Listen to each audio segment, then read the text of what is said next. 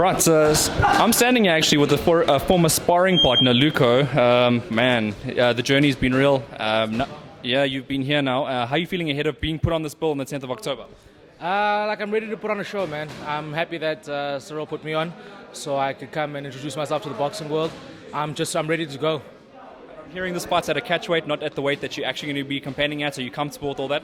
No, I'm okay with the catch weight. I actually got the fight on a short notice. Yeah, so it was good for me, so I didn't have to cut as much weight. At least I'll get into the ring feeling energetic, so it's all good for me. Right, and the fact that it is short notice, are you adequately prepared? Definitely. All I do is train, so I don't mind. They could have called me yesterday and said, hey, let's fight today. I would have been ready.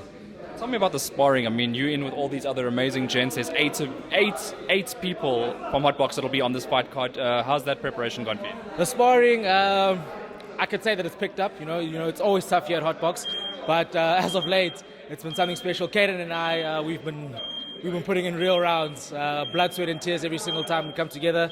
But it's been tough, but it's good. I'm fit, I'm ready. Sparred 9 rounds today, so I think I'm ready for anything. You better be ready, because if he's not, I'll put him out in 2. Tell us a little bit more about your amateur background. You started at Anton Gilmore, then you went to Sean Ness. Tell us a little bit more about that. Yeah, so amateur-wise, yes, I moved around quite a bit. I started off fighting when I was in grade 8. With Anton Gilmore. Fought about 6 or 7 fights with him. Then I went to Durant's Boxing. Never got any amateur fights there, but I carried on with my amateur career. Finally, I found Sean Ness here at Hotbox. Had about 9 or 10 fights under Sean, and then spent all my time growing with Colin. They built me up, and now I'm here. It's kind of like another amateur fight in a way. You don't really know what you're going to get come fight night. It's another guy that's potentially on debut. I mean, that's what's going to happen in the beginning of your career. You've got to go through that. So you kind of happy with that you don't know who you're coming up against? Well, I can tell you, Hayden, it doesn't matter who they put me up against at this point. They must just put them in front of me and I'll knock them down. I don't mind. What is your style then? I mean, I know your style, but I mean, for the people out there, what is your style? I would say I am a cross between straight action, just coming forward, throwing a lot of shots, and a bit of a slick movement. Yeah.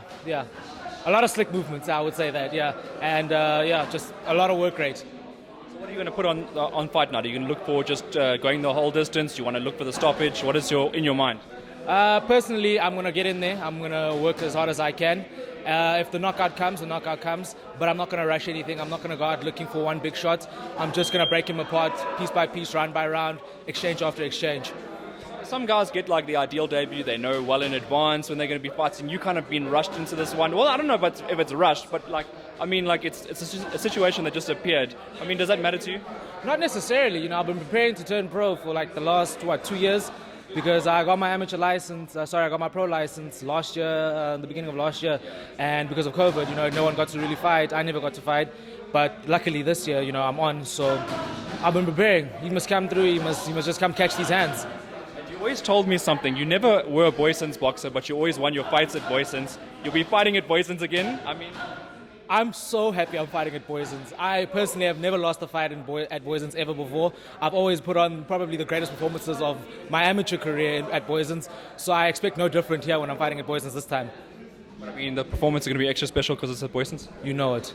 I'm going to do everything I can to make the crowd go crazy. I'm going to make sure that everyone who's tuned in onto the stream is going to lose their minds. We're going to be talking about this. They're going to want to put me on again as soon as possible after this fight. Right, well, that's the aim, obviously, for you. You've been training, and I've been seeing you here. The fact that you've been training for this long, do you feel even better than if you had to turn pro, let's just say, last year? I feel like this is the perfect time to train pro because, I'm fit, I'm ready. I was fit last year, but I feel like I've gotten so much better. I've developed so much more this year, especially now that I'm sparring Kaden Truter so often. I feel like my movements are better. I'm feinting a lot more. I'm getting a lot more work here. So I'm ready, man. And also Hotbox Gym as a facility for you to train in. Your coach, Colin Nathan, obviously is not shy of the media as well. What did you make of the recent happenings in the media? Which one? Because there's been a lot. Okay, the most recent one is obviously between Colin and Marco Louis, the manager. Shit. Well, personally, I don't want to get involved in the politics of it all. I think that this back and forth may lead to a clash between us boxers, and if that's what happens, that's what happens. But I just sit back and I laugh, I like here, I like there. I'm chilled with Marco. Colin's my trainer, so That's really nothing to me, man. But if it comes down to a fight, put someone in front of me. That's all. Put someone in front of me. I'll do what I have to. Yeah. All right, and well, the prediction for the fight then? I know I was trying to push you for something earlier. Could you give one? A prediction, I'll stop him. I say I want to stop him between the third and the fourth round. Yeah.